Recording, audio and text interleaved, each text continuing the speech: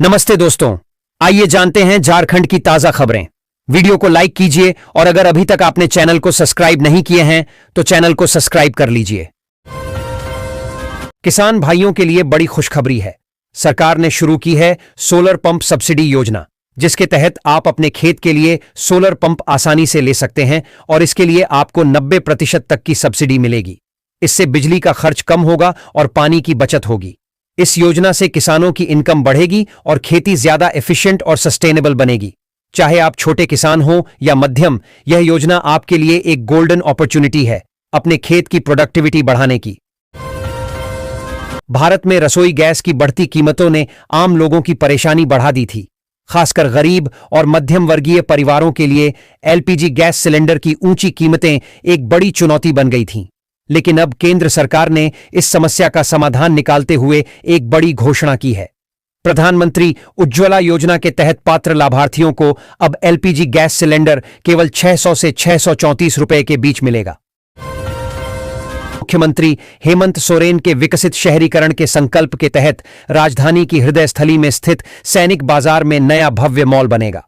नगर विकास एवं आवास विभाग के मंत्री सुदिव्य कुमार के निर्देश पर गुरुवार को नगर विकास एवं आवास विभाग के कार्यालय में परामर्शी मास एंड वाइड ने मॉल के प्रारूप का प्रस्तुतिकरण किया।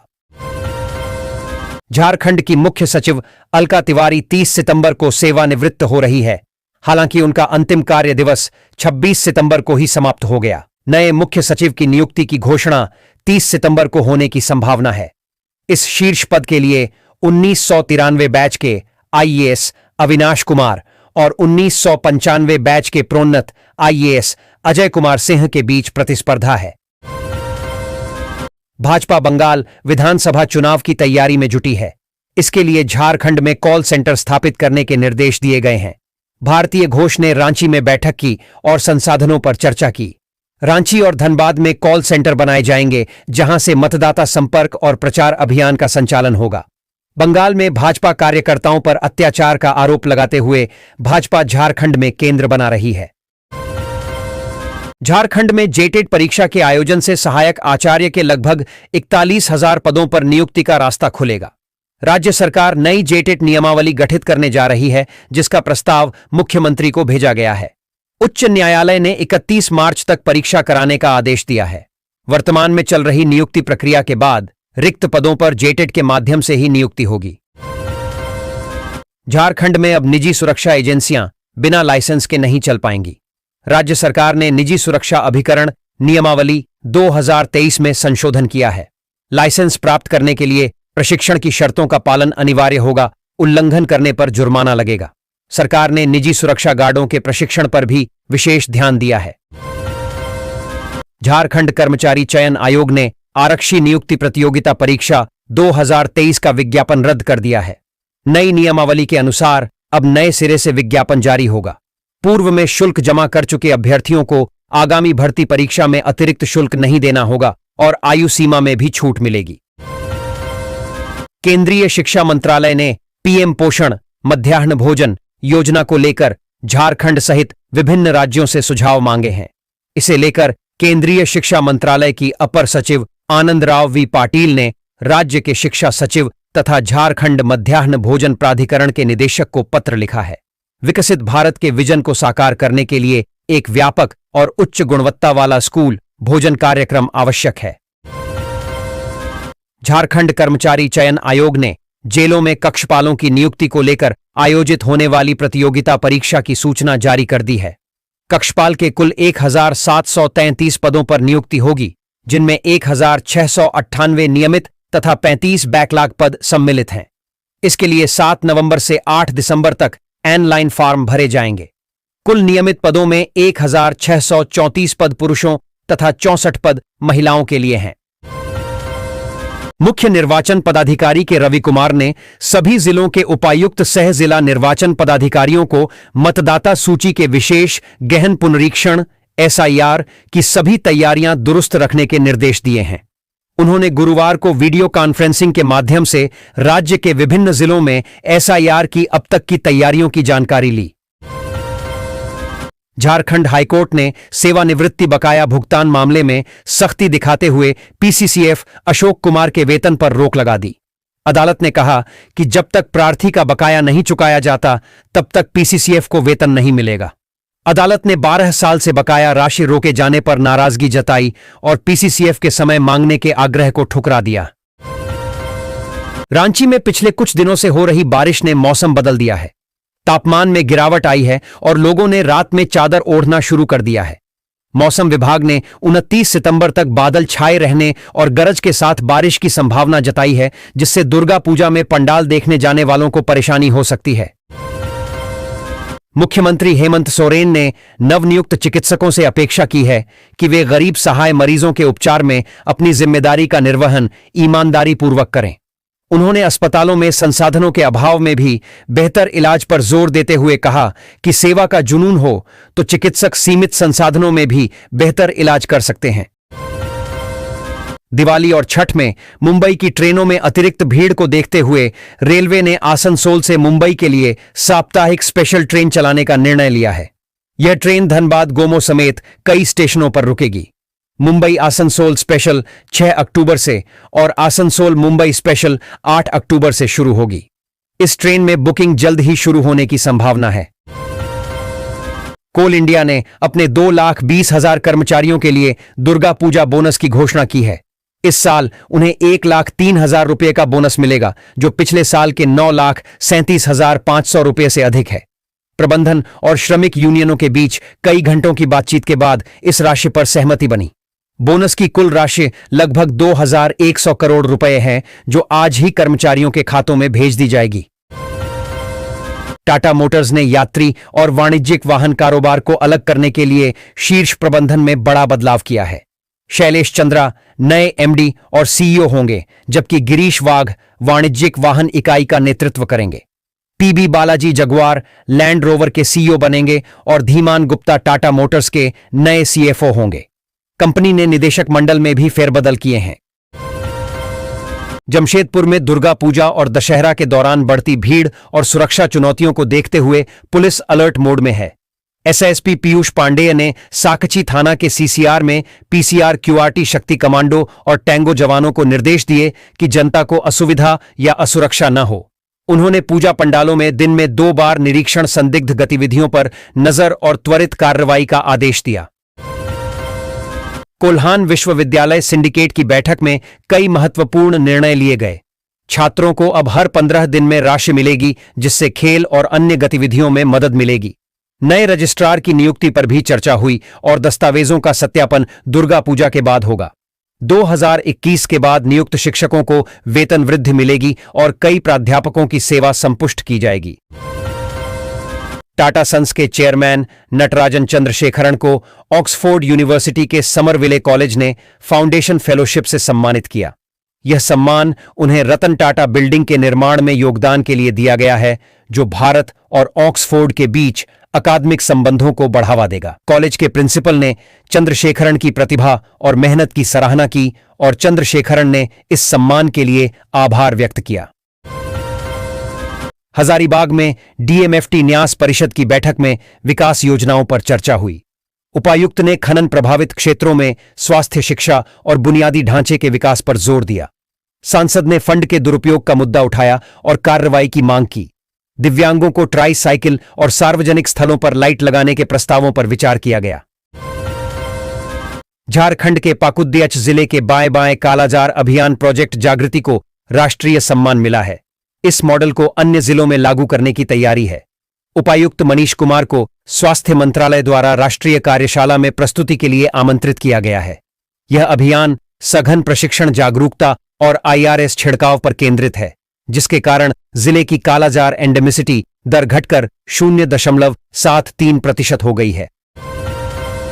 राष्ट्रपति द्रौपदी मुर्मू ने शुक्रवार को कहा कि वर्तमान भू राजनीतिक स्थिति को देखते हुए भारत को रेयर अर्थ एलिमेंट के उत्पादन में आत्मनिर्भरता हासिल करनी चाहिए। राष्ट्रीय भूविज्ञान पुरस्कार कार्यक्रम को संबोधित करते हुए उन्होंने कहा कि इससे भारत को विकसित राष्ट्र बनने के अपने लक्ष्य को प्राप्त करने में मदद मिलेगी। यह देश की सुरक्षा सुनिश्चित करने में महत्वपूर्ण भूमिका निभाएगा। भाजपा धनबाद महानगर ने शुक्रवार को जिला कार्यालय में आत्मनिर्भर भारत पर कार्यशाला आयोजित की। अध्यक्षता महानगर उपाध्यक्ष वीरेंद्र हांसदा तथा संचालन जिला महामंत्री सह जिला कार्यक्रम प्रभारी मानस प्रसून ने किया। मुख्य अतिथि पूर्व प्रतिपक्ष नेता अमर कुमार बाउरी ने कहा कि आत्मनिर्भर भारत केवल नारा नहीं बल्कि भारत की नई आर्थिक क्रांति है। युवा शक्ति, नवाचार और परिश्रम से ही यह सपना साकार होगा। उन्होंने स्वदेशी उत्पादन, स्थानीय रोजगार और वैश्विक मंच पर भारत की सशक्त पहचान को आत्मनिर्भर भारत का मूल लक्ष्य बताया। 85 अधिकारियों कर्मचारियों को मिला प्रमाण पत्र व नकद पुरस्कार। धनबाद न्यूज। हाजीपुर रेल मुख्यालय में शुक्रवार को जीएम छत्रसाल सिंह की अध्यक्षता में राजभाषा पखवाड़ा का पुरस्कार वितरण समारोह सह सांस्कृतिक कार्यक्रम का आयोजन किया गया। जीएम ने राजभाषा विभाग को कार्यक्रम के लिए सराहना करते हुए सभी पुरस्कार विजेताओं को हिंदी में प्रशंसनीय कार्य करने के लिए बधाई दी।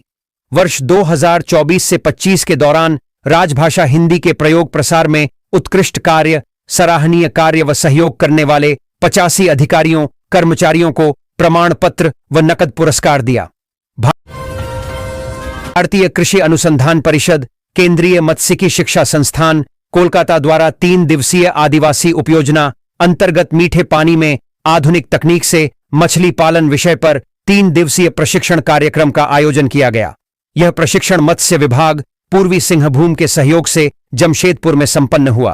प्रशिक्षण में डॉक्टर दिलीप कुमार सिंह, मत्स्य वैज्ञानिक, केंद्रीय मत्स्यिकी शिक्षा संस्थान ने विभिन्न तकनीकी विषयों पर विस्तार से जानकारी दी। कोडरमा तिलैया राजगीर रेल लाइन परियोजना का निर्माण अब अंतिम चरण में है। वर्ष 2026 तक इसके पूरी तरह चालू होने की संभावना है। इस बहुप्रतीक्षित परियोजना से क्षेत्रीय और झारखंड बिहार के बौद्ध सर्किट की कनेक्टिविटी मजबूत होगी। वहीं स्थानीय स्तर पर रोजगार, पर्यटन और व्यापार को भी नई गति मिलेगी। कोडरमा से तिलैया होते हुए राजगीर तक रेल लाइन का निर्माण कार्य पूरा हो चुका है। राज्य के सरकारी अस्पतालों को 22 नए दंत चिकित्सक मिले हैं। झारखंड लोक सेवा आयोग ने दंत चिकित्सकों की नियुक्ति के लिए 25 सितंबर को हुए साक्षात्कार का परिणाम जारी किया। इसमें 22 अभ्यर्थी सफल घोषित किए गए। इनमें अनारक्षित श्रेणी के 10, आर्थिक रूप से कमजोर श्रेणी के 2, एसटी के 6, एससी के 3 तथा ओबीसी श्रेणी के 1 अभ्यर्थी सम्मिलित हैं। झारखंड कर्मचारी चयन आयोग ने स्नातक प्रशिक्षित सहायक आचार्य नियुक्ति के तहत सामाजिक विज्ञान विषय का संशोधित परिणाम जारी किया है, जिसमें 2748 अभ्यर्थी सफल घोषित हुए हैं। पहले 3033 अभ्यर्थी सफल हुए थे, लेकिन संशोधन के बाद 285 कम अभ्यर्थी उत्तीर्ण हुए। कुल 26,001 पदों में से केवल 9,348 अभ्यर्थियों का चयन हुआ है, जिससे 16,653 पद खाली रह गए हैं, जिनमें अधिकांश पारा शिक्षक श्रेणी के हैं। सहारा समूह की विभिन्न कंपनियों में 13 करोड़ निवेशकों ने 5 लाख करोड़ रुपए का निवेश किया था। कंपनी ने परिपक्वता राशि के साथ पैसा लौटाने का वादा किया, लेकिन नहीं लौटाया। विश्व भारतीय जनसेवा संस्थान ने राष्ट्रपति को पत्र लिखकर कहा कि सहारा समूह अपनी परिसंपत्तियां अडानी ग्रुप को बेच रही है, इसलिए निवेशकों का पैसा वापस लौटाया जाए। उपायुक्त मनीष कुमार ने जनता दरबार में प्राप्त शिकायतों के त्वरित निष्पादन के लिए सभी विभागों के लिपिक एवं कंप्यूटर ऑपरेटरों को प्रशिक्षण दिया। समाहरणालय सभागार में कर्मियों को एएसएल पोर्टल का ऑनलाइन प्रशिक्षण दिया। प्रशिक्षण में अपर समाहर्ता जेम्स सुरीन, जन शिकायत कोषांग के नोडल अधिकारी डीआईओ उपस्थित थे। ऐप आधारित इस प्रणाली के माध्यम से विभागीय स्तर पर शिकायतों का त्वरित समन्वय स्थापित किया जा सकेगा। उपायुक्त ने कहा कि जनता दरबार में प्राप्त प्रत्येक शिकायत हमारे लिए महत्वपूर्ण है। उषा मार्टिन यूनिवर्सिटी परिसर में आयोजित एसएसबी अंतर बटालियन बैडमिंटन प्रतियोगिता शुक्रवार को संपन्न हुआ। ओपन मेंस सिंगल में 29वीं वाहिनी के आरक्षी विमिसुआन लियान विजेता, आरक्षी इनायतुल्ला उपविजेता। ओपन मेंस डबल में 35वीं वाहिनी के कुमार राहुल सिंह और आरक्षी इनायतुल्ला विजेता व 29वीं वाहिनी के आरक्षी रामनरेश और विमिसुआन लियान उपविजेता बने। ओपन मेंस सिंगल उम्र 45+ में 35वीं वाहिनी के एएसआई अमुतोम्बी विजेता और 26वीं वाहिनी के द्वितीय कमांडेंट सरदार सिंह उपविजेता। ऑफिसर सिंगल में 16वीं वाहिनी के सहायक कमांडेंट नीरज कुमार विजेता। क्षेत्रीय मुख्यालय गयाजी के उप कमांडेंट वागेंद्र कुमार यादव उपविजेता हुए। स्वच्छ भारत मिशन शहरी के तहत भारत सरकार के आवास और शहरी कार्य मंत्रालय की स्वच्छ शहर जोड़ी पहल के अंतर्गत जमशेदपुर अधिसूचित क्षेत्र समिति JNAC ने शनिवार को गिरिडीह नगर निगम के साथ 100 दिवसीय ऐतिहासिक समझौता ज्ञापन MOU पर हस्ताक्षर किए। इस समझौते के तहत स्वच्छता में मार्गदर्शक शहर के रूप में जमशेदपुर गिरिडीह को कचरा प्रबंधन और स्वच्छता सुधार में मदद करेगा।